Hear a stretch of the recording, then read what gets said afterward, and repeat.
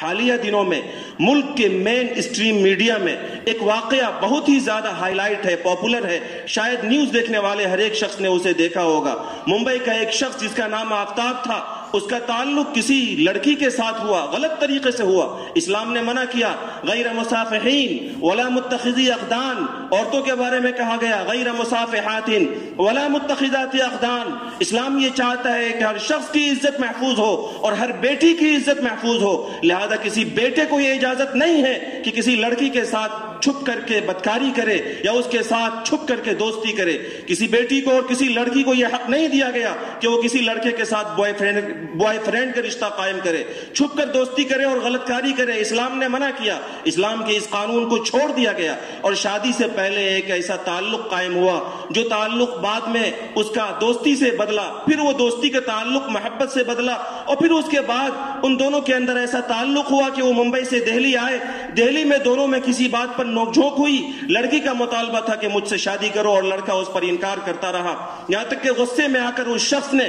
جس کا نام تو بظاہر مسلمان والا تھا لیکن اس کی فطرت میں اللہ کے قانون کا کوئی پاس و لحاظ نہیں تھا، اس شخص نے اس لڑکی کا نہ صرف یہ کہ مرڈر کیا، اس کا قتل کیا، بلکہ اس کے بعد حیوانیت و درندگی کا وہ واقعہ انجام دیا جسے سنا کر انسانوں کے رونگٹے کھڑے ہو جاتے ہیں۔ اس نے اس مقتولہ کی باڈی کے 35 ٹکڑے کیے اور پھر اسے فریزر میں ڈال دیا، اور پوری دنیا کی نگاہ سے اپنے اس جرم کو چھپانے کے لیے اس نے اس کی جسم کی اس بوٹی کو ایک ایک کر کے جنگل میں پھینکنا شروع کیا۔ اس کے موبائل کو چالو رکھا تاکہ دنیا کی نگاہ میں وہ لڑکی زندہ ثابت ہو سکے، اور اپنے جرم کو چھپانے کے لیے اس کی باڈی کو یخلق کہیں پھینکا نہیں بلکہ اس کے 35 ٹکڑے کیے تاکہ ایک ایک ٹکڑے کبھی ادھر کبھی ادھر اگر پھینک دیا جائے تو دنیا کی نگاہ میں میرا جرم چھپا ہوا رہ جائے گا۔ میرے بزرگوں، یہ ایک واقعہ نہیں ہے اس ملک کے اندر درندگی کا، حیوانیت کا، عورت کی، بچی کی عصمت کو تار تار کرنے کا، بلکہ رپورٹ ہے اس ملک کی کہ اس ملک کے اندر روزانہ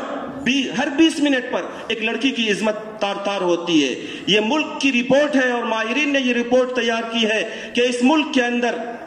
ہر 20 منٹ پر ایک بچی کی عصمت کے ساتھ کھلواڑ ہوتی ہے، اور روزانہ اس ملک کے اندر 93 بچیوں کے ساتھ، عورتوں کے ساتھ جنسی تشدد کیا جاتا ہے۔ پورے ملک کے اندر جن ممالک میں بے حیائیاں اور عریانیت عروج پر ہے، ان ممالک کی فہرست میں ہمارا بھارت، ہمارا یہ ہندوستان، جس ملک کی مٹی کو یہاں کی اکثریت ماتا مانتی ہے، جس ملک کے اندر جانور کو ماں کا تصور دیا جاتا ہے، جس ملک کے اندر جانوروں کی حفاظت کی جاتی ہے، لیکن اس ملک کے اندر انسانوں کی، ملک کی بیٹیوں کی عزت اور عصمت کی حفاظت نہیں ہو پاتی ہے۔ اور ماہرین کی رپورٹ کے مطابق روزانہ 93 لڑکیاں جنسی حملے اور جنسی تشدد کا شکار ہوا کرتی ہیں، اور انہی ماہرین کا یہ بھی کہنا ہے کہ اس ملک کے اندر یہ وہ ڈیٹا ہے، یہ وہ رپورٹ ہے جو پولیس کی رپورٹ میں آئی ہے۔ بہت ساری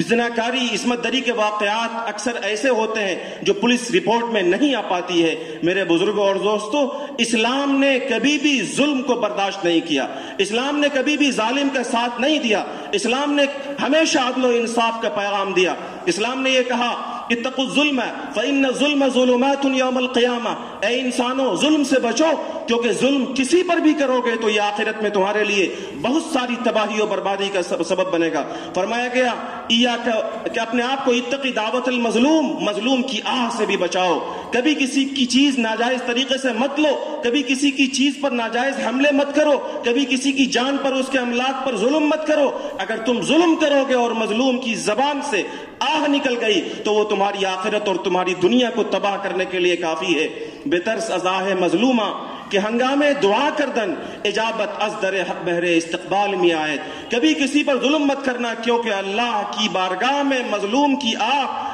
ایسی قبول ہوتی ہے کہ قبولیت اللہ کے دربار سے خود آتی ہے، آہ کو اٹھنا نہیں پڑتا۔ میرے بزرگوں اور دوستوں، اسلام نے انسانی جان کی یہ قدر و قیمت بتائی ہے، یہ پوری دنیا کے انسانوں کے لیے اور پوری دنیا کی عدلیہ کے لیے پیغام ہے۔ قرآن کریم نے کہا کہ ایک انسان کی جان پوری دنیا کے انسان کی جان کی حفاظت کے مترادف ہے۔ اگر کسی انسان نے کسی ایک جان کو ناحق مار دیا، کسی ایک کا ناحق خون کر دیا، فَكَأَنَّمَا قَتَلَ النَّاسَ جَمِيعًا، کسی ایک عورت کا، کسی ایک انسان کا ناحق خون ہوتا ہے تو گویا پوری انسانیت کا خون ہو جاتا ہے۔ وَمَنْ أَحْيَاهَا فَكَأَنَّمَا أَحْيَا النَّاسَ جَمِيعًا، اور جس کسی انسان نے کسی شخص کو ناحق قتل ہونے سے بچا لیا، اس نے گویا پوری انسانیت کو قتل ہونے سے بچا لیا۔ قاتل اور ظالم، وہ ریپسٹ اور وہ بدکار، وہ شاید مسلمانوں کا نام رکھتا تھا، اس لیے پوری دنیا کی اور خاص طور سے ملک کی مین اسٹریم میڈیا نے پوری دنیا کے سامنے یہ ثابت کرنے کی کوشش کی ہے کہ اسلام